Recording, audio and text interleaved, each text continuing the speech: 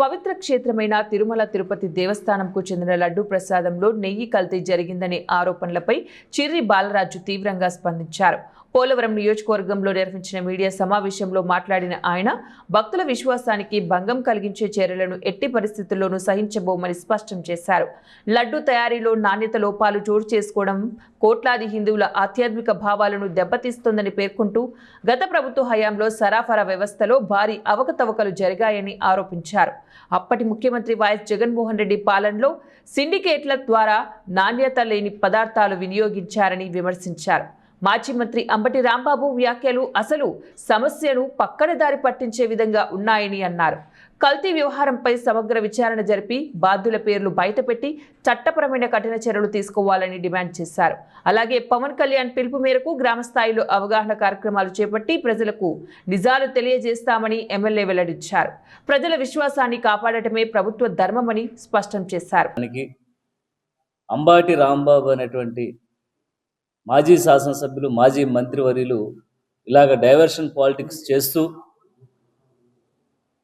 ఈ యొక్క హిందువుల యొక్క మనోభావాలు దెబ్బతీసి ఈ సంఘటనని డైవర్షన్ చేయడానికి శతవిధాలుగా ప్రయత్నం చేస్తున్నటువంటి ఈ వైసీపీ ప్రతిపక్ష పార్టీకి ఈరోజు గట్టిగా ప్రజలందరూ కూడా, హిందువులందరూ కూడా బుద్ధి చెప్తారు.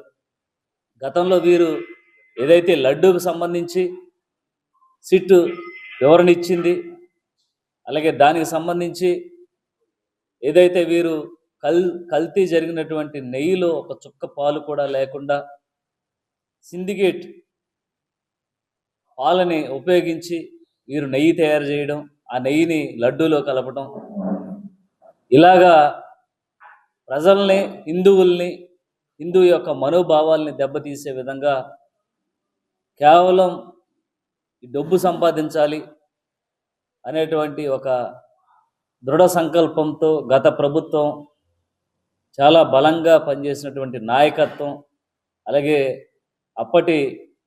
ఇప్పుడున్నటువంటి ప్రతిపక్ష నేత జగన్మోహన్ రెడ్డి నాయకత్వం ఈరోజు మన రాష్ట్రంలోనే సిగ్గు పడేటువంటి పని చేశారని మేము చాలా బాధపడుతున్నాం.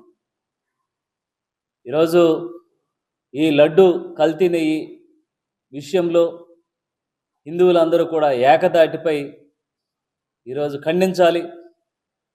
ఎందుకంటే హిందూ యొక్క మనోభావాలను దెబ్బతీయటానికి, వీళ్ళ యొక్క ఆర్థిక లావాదేవీలని మెరుగుపరుచుకోవడానికి ఏదైతే అంబటి రాంబాబు అనేటువంటి వ్యక్తి దీన్ని డైవర్షన్ చేయటానికి, అలాగే కొంతమంది నాయకులు ఈ విషయాన్ని వేరే విధంగా డైవర్షన్ చేయడానికి చూసినటువంటి సంఘటనలు మీరు అందరూ చూస్తూనే ఉన్నారు. ప్రజానీకం అంతా కూడా రోజు చీకొడుతున్నారు ఈ వైసీపీ నాయకుల్ని. ఏదైతే సిట్ ఇచ్చినటువంటి నివేదిక ఉందో, ఈ నివేదికను ఆధారం చేసుకొని ఈరోజు ప్రతి ఒక్కరు కూడా అర్థం